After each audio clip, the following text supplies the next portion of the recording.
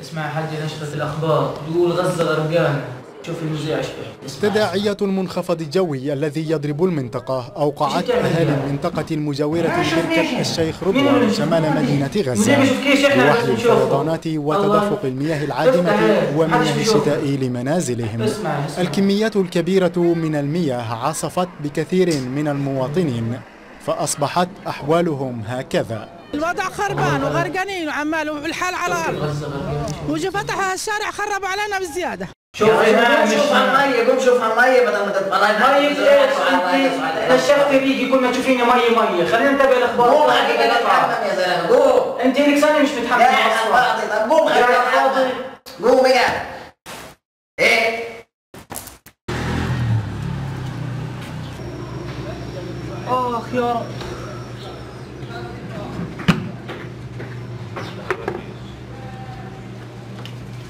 فيش مي. ما انا حكيت لك يا واد فيش مي الا تدابيني. استغفر الله العظيم.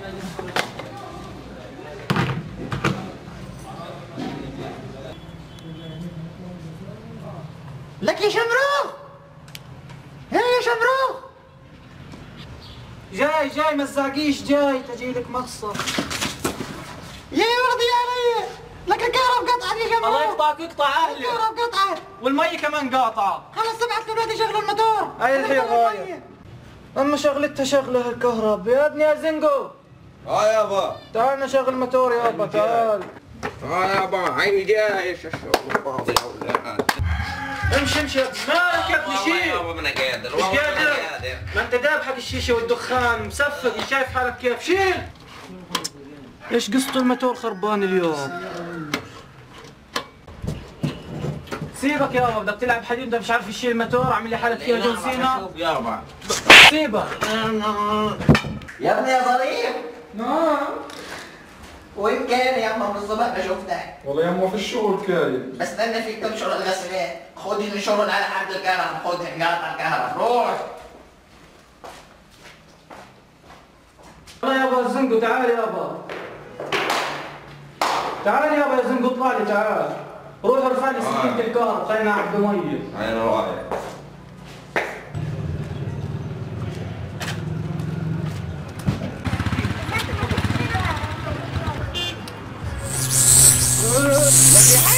لك يا شمروخ مات. الولد مات اخوك، رفعنا السكينة والكهرباء. انا بدي اجيب لكم اسعاف، انا بدي اجيب لكم اسعاف. اتصلوا على الاسعاف. طوارئ. ابنة كهرب، رجليه معلقات على العمود وراسه على الارض والدم على الحيطان. اخر الشارع. فيش بنزين؟ انا عملت لك كل هالفيلم الهندي بتقولي فيش بنزين؟ الله يخزيك من مسعف. يابا معايا رقم مكتب انا. هات يا زلمه. بجيب كل شعبات، استنى ادلل لك عليه. ايوه يابا حوض كلمه. الو مكتب بصدقي؟ معك ابو شمروخ، انا جارك. اي والله اللي ساكن على راس الشارع، بعت لنا اسعاف والله الولد اتكهرب. حبيبي تاخرش علي، تحياتي. ولكن وسع ايه وصل الاسعاف.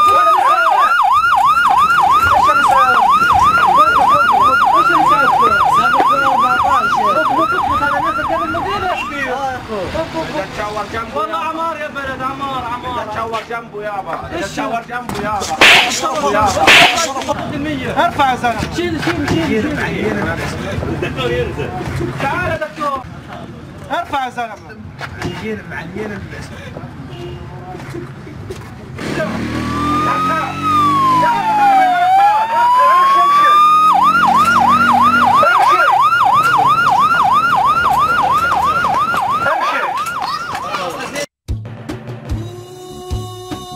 تتوالى معاناة الغزيين هنا في قطاع غزة بسبب انقطاع التيار الكهربائي. حالة وفاة عديدة سجلت بسبب الظلام الدامس وبسبب الشموع التي تشعل في البيوت. حادثة غريبة من نوعها حين أجبرت والد الظريف على قيامه بنشر الغسيل على أسلاك الكهرباء في اعتقاد منها أن التيار الكهربائي مقطوع. لم يكن يعلم ظريف بأن والده شمروخ يقوم الآن برفع سكينة الكهرباء في محاولة منه لإعادة الضوء على منزله. معنا الآن والد ظريف شمروخ، يعني حج شمروخ في البداية عظم الله أجركم. حج شمروخ، لو تضعنا أكثر في طبيعة الأسباب التي أوصلت بكم إلى فقدان ابنكم الوحيد والعزيز. أنا بخمن إنه أمه هي كانت السبب الكبير في موت الظريف، الله يرحمك يا أبا. هي اللي أجبرته يروح ينشر الغسيل على سلك الكهرباء، وأنا ما راح أسامحها والله غير أطلقها، والله غير أطلقها وارتاح منها. روحي طالق بالثلاثة، هي اللي كانت السبب الكبير في موته. لم تكتفي أسرة ظريف بفقدانه، بل أوصلت الأمور إلى أن يقوم والد ظريف بطلاق أمه. معاناة تتجسد كل يوم، ولكن ربما هناك رسالة يريد أن يوصلها والد ظريف للعالم ولشعوب العالم ولحكومات العالم. سيد شمروخ، ما هي الرسالة التي تريد أن توصلها بعد هذه الحادثة؟ أنا بحب أوجه رسالة إلى كل الأمهات، ما يجبروش أولادهم إنه أو أطفالهم إنه ينشروا الغسيل على أسلاك الكهرباء، لأن النتيجة راح تكون مثل ما حصل مع ظريف. وحسبي الله ونعم الوكيل. الصورة أبلغ من الحكاية، والحكاية ليست بحاجة لكلمات. معاناة ومعاناة. كان معكم محمد التلولي جيفارا. بلشنا.